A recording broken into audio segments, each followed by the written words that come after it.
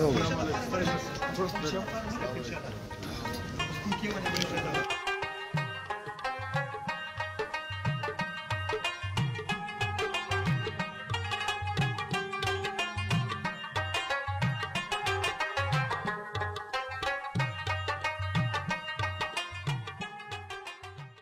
ورځو خبره ده چې په تاریخ روډ کې زموږ د قوم د پښتنو تجارانو پر ګدامو باندې خلک ناجایزه چاپې وي او دلته د کوټې په ښار کې دا مسله اوس موږ ته زردمه راپېښه ده. دا دوه مسلې دي چې یوه مسله دا ده چې عنقریب به انشاءالله تعالی زموږ تاجر به پر دې باندې ډېر غټ اکشن واخلي. زموږ دغه قوم ستا او هلته خپل تجارت کوي، لیکن د بده مرغه دا خبره ده چې بل نور قومونه زموږ ته دا قوم نه برداشت شي. کله د افغان ریفیوجیز پر نامه دا د لاهور دوی پسې راشي، کله د کراچۍ نه پسې راشي، کله د کومې خوا پسې راشي. صرف او صرف د ده ګناه دا ده چې دی مېنتي دی او الله پاک د ده ټیلنټ جوړ کړی دی او دی هلته کاروبار کوي چې دی کم وخت پر هغه خلکو په کاروبار کې زورور سي نو دوی راولاړ سي بیا د افغان د مهاجر په نامه باندې پسې راشي.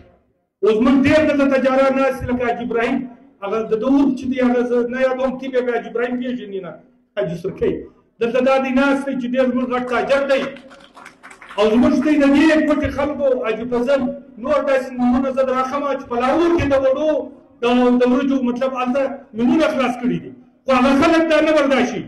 هلته به دا نامه پسې راواخلي او هلته یې زیروي. د چمن یې نیولې د رژوبه بیا د پټ څه نیولې درګوادره پورې د بلوڅ او د پښتون په دې مشترکه صوبه کې موږ په هره ضلع کې خپل یونټان جوړ کړو او په هره ضلع کې اوس موږ یونټان وجود لري. خو د بده مرغه زموږ دا خیال و چې باید شپه تېرېږي رڼا به راشي، لیکن موږ چې ورته ګورو ورځ په ورځ توره تیاره پر موږ باندې غوړېږي. موږ د تجارت په حواله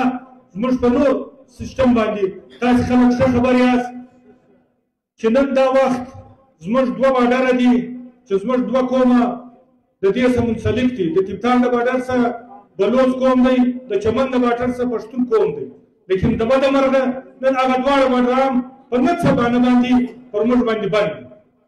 او دویمه خبره ده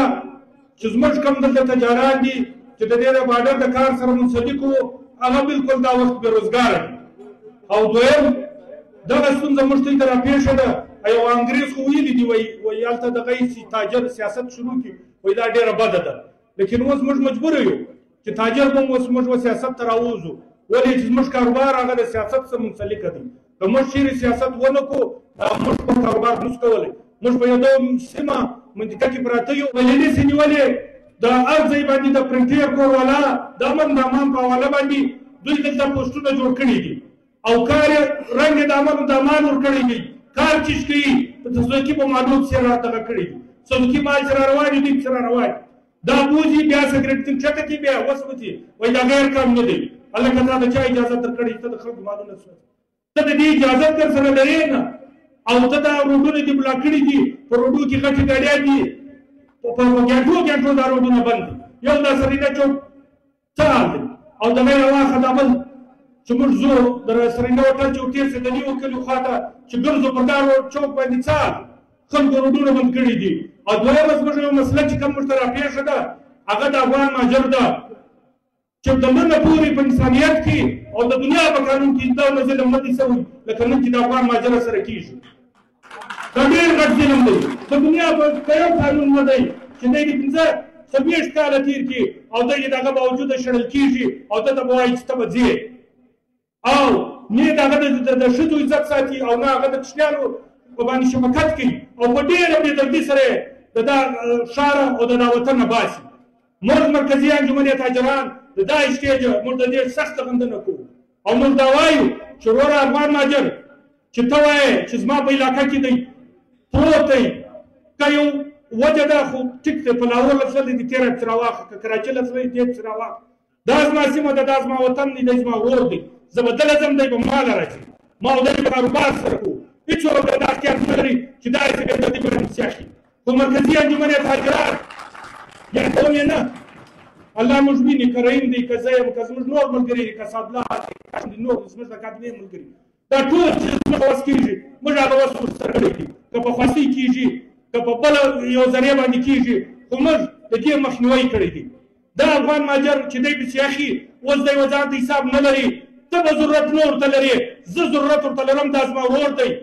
نن که ته د افغان مهاجر پسې اخي او دا یو سازش دی چې دا کاروبار دوی پر موږ باندې ختم کول غواړي دا کاروبار د دې ځایه بیا چې پر تا باندې کاروبار ودروئ نو به د تاسو زنده‌باد مرده‌باد پاتې شي ته به د 2 وخت په ډوډۍ پرې اړیان یې چې الله پاک غرمه مې وخوړه مقصد به څه کوم چې مقصد وخوړه سهار به چیش خورم دغه خلک موږ په دې مجبوره کوي که ته راولاړ سې افغان مهاجر پسې واخې نن ما او تا لوکل مقامي خلک ما او تا د بېلچیو د کلم نه یو چې په باغو کې به افغاني کوو دا زما ستا تر وس تېره خبره ده نو ویل زما او ستا باغونه وچېږي دویمه خبره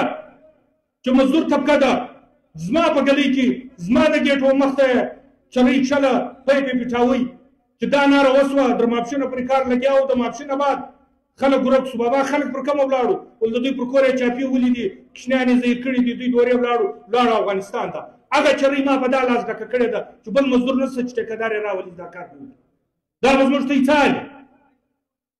دا به ډېره غلطه وي که دا خلک ولاړو نو زموږ ته دا به ډېر نقصان موږ دا خلکو ته وایو چې دا خلک به ته نه پسې اخلي دویمه خبره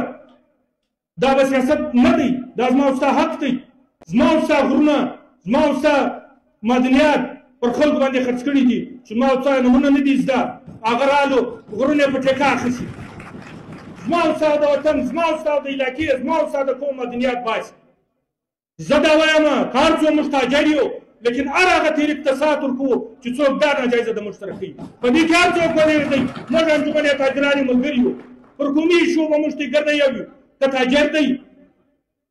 که تبلیغ والا دی که پیر دی که فقیر دی که زموږ هر څوک ته هره سیاسي پالټۍ ده دا زموږ ته د مستقبل فیصلې دي د موږ ته به د خپل مستقبل راګرځو که مې راونه ګرځوئ دا به موږ ته ټوله تباه یو کاروبار څه کوې لکه نن چې تر دې اچولي چې کارخانې یو دغه نسو خلاصولی په خپل وطن کې سهار به بیا به ځو بیا به مخ خو بلې خوا ته کوو نو چې هغه ورځ موږ له راځي پیدا د نن موږ ته یو موټی سو